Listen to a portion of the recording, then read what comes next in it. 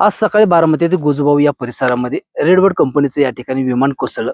परंतु या रेडबर्ड कंपनीच्या विरोधात भाजपाचे युवा मोर्चाचे पुणे जिल्हा अध्यक्ष वैभव सोलंकर यांनी देखील सातत्याने तक्रारी करून पाठपुरावा देखील केला होता की हे कंपनीचे विमान या भागामध्ये असतात किंवा या परिसरामध्ये सातत्याने अपघात होतात, तर या कंपनीला कुठे निर्बंध लागू करण्यात यावा या संदर्भात देखील त्यांनी पाठपुरावा केला होता. तर नेमका काय पाठपुरावा केला त्यांनी देखील या संदर्भात काय तक्रारी अर्ज केले होते, आपण त्यांच्याकडून काय काय तक्रारी अर्ज केला? 6 महिन्यापूर्वी आम्ही हा पत्र एक मुरली अण्णा मोहोळ यांना दिलं होतं. त्याच्यामध्ये बारामती या ठिकाणी रेडबर्ड संस्थेचे वारंवार अपघात होत आहेत. त्या अपघातासंदर्भामध्ये आम्ही पत्र दिलं होतं. त्यांना आम्ही विनंती केली होती की बारामती MIDC मध्ये असंख्य कंपन्या आहेत, तिथे हजारो कामगार काम करतात. बारामती एअरपोर्टच्या लगत एक गोजोबावी अशी एक 5-6 गावं आहेत. प्रचंड लोकवस्ती आहे, दाट वस्ती आहे आणि अशा सगळ्या क्षेत्रामध्ये रेडबर्ड संस्थेचे वारंवार अपघात होणं आणि तेही शिकाऊ पायलटकडनं होणं हे अतिशय धक्कादायक आहे. ग्रामीण भागामध्ये याचा प्रचंड लोकांना त्रास होतोय आणि एक भीतीचं वातावरण लोकांमध्ये तयार झालंय की विमान आता आपल्या अंगावरती पडतंय काय, अशी सगळी परिस्थिती निर्माण झाली आहे. आता आपण पाहिलं असेल की इथं विमान पडलं आणि 100 मीटरवरती काही महिला खुरपणी करत होत्या. तर असं सगळं वातावरण असल्यामुळं आम्ही 6 महिन्यापूर्वी याचा पाठपुरावा केला होता. त्याच्यावर कंपनीवरती कारवाई सुद्धा झाली होती. पण पुन्हा कोणत्या नेत्याच्या वरदहस्ताने ही परत कंपनी सुरू होती हे खरं तर एक चिंताजनक आहे.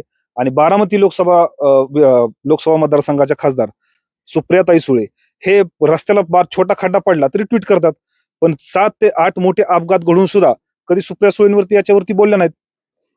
म्हणून आम्हाला असं वाटतं की ही कंपनी सुप्रिया सुळे यांच्यावर दासान तर चालत नाही ना, रोहित पवार याच्यावरती चकार शब्द काढत नाहीत या रेडबर्ड संस्थेवरती.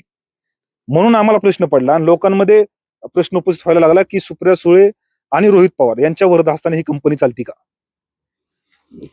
मग आता तुमची आता प्रशासनाला नेमकी पुढची आता मागणी काय असेल, कारवाईसाठी तुम्ही आता काय नेमकी पुढची ठोस पावले काय उचलणार? नाही, आमची भूमिका स्पष्ट आहे. आम्ही लवकरच माननीय मुख्यमंत्री महोदयांना भेटणार आहे. परत आम्ही आदरणीय मुरलीधरांना मोहोळ साहेबांना भेटू. परत आम्ही हा सगळा विषय त्यांच्या समोर मांडू. पण याच्यावरती काहीतरी कारवाई झाली पाहिजे, नाहीतर ही कंपनी इथून स्थलांतरित करावी. कारण नसताना लोकांमध्ये भीतीचं वातावरण तयार होणं, लोकांना त्रास होणं.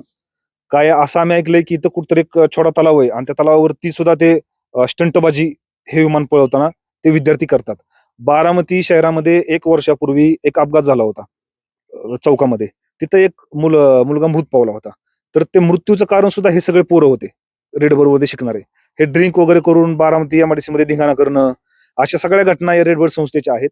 त्याच्यामुळे आम्ही देखील DG साहेबांना विनंती करणार आहे की तुम्ही याच्यावरती कठोरात कठोर कारवाई करावी.